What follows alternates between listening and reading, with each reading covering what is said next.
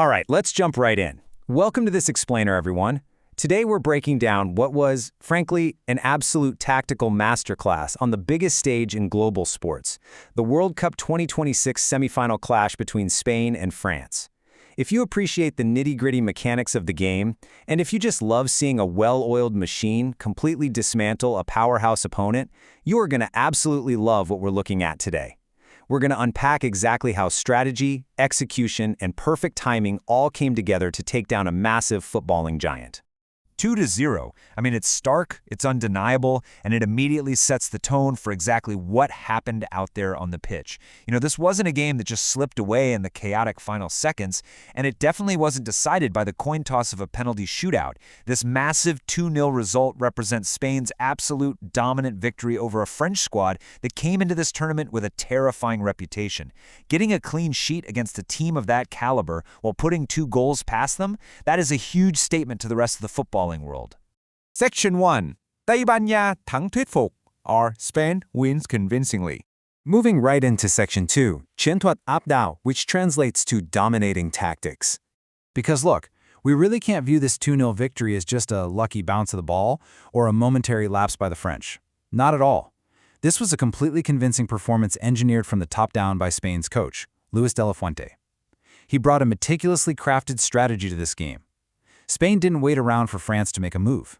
They took total control from the literal opening whistle to dictate the pace. You can see their tactical holy trinity for this match right here. Coordinated play, a suffocating high press, and just incredibly tight defense.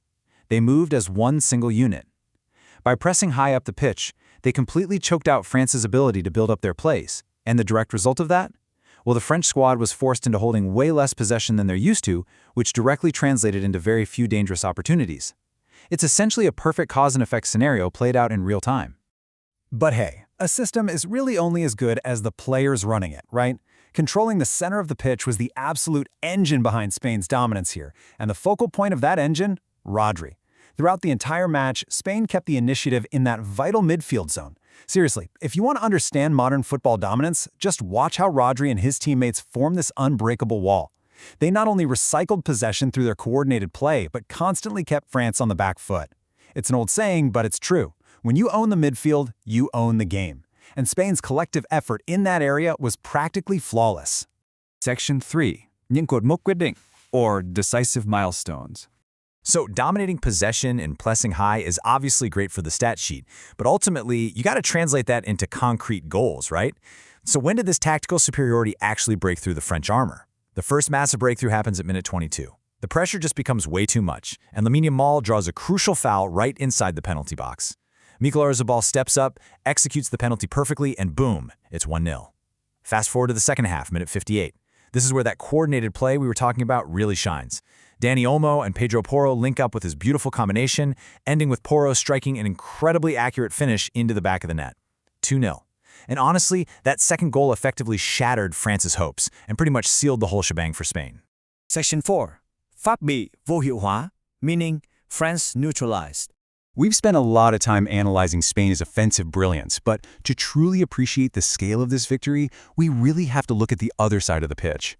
Shutting down a world-class attack is a massive defensive achievement, maybe even more impressive than scoring those 2 goals. I mean, just look at these names. Kylian Mbappe, Ousmane Dembélé, Michael Olise. That is an absolute nightmare lineup of dynamic, explosive attacking firepower. Yet, because of Spain's incredibly tight defense and that relentless high press, these superstars were completely locked down. They couldn't penetrate the defense at all. They just couldn't find the space to operate. Spain didn't just beat France, they completely neutralized some of the most dangerous goal-scoring threats on the planet. Section 5. Hành trình sắp tới, or the upcoming journey. So what's the fallout from this tactical masterclass? Well, the trajectories of these 2 massive footballing nations are now officially split. France is relegated to the 3rd place match, which is definitely a tough pill to swallow for a team with real championship aspirations. Meanwhile, Spain punches their ticket to the final. Which brings us to a massive million-dollar question. Ang hai Argentina si ganbuk di banya? Will England or Argentina stop Spain? Because with Spain playing this brand of suffocating, dominant, tactically perfect football, whoever wins that England versus Argentina semifinal has an absolute mountain to climb. I mean, can anyone actually disrupt Rodri's midfield dominance? Can anyone break through a defense that just completely silenced Mbappe? It leaves us all incredibly hyped to see if this Spanish machine can be challenged or if they're simply destined to lift the trophy. Thanks so much for joining me on this explainer, and I will catch you all next time.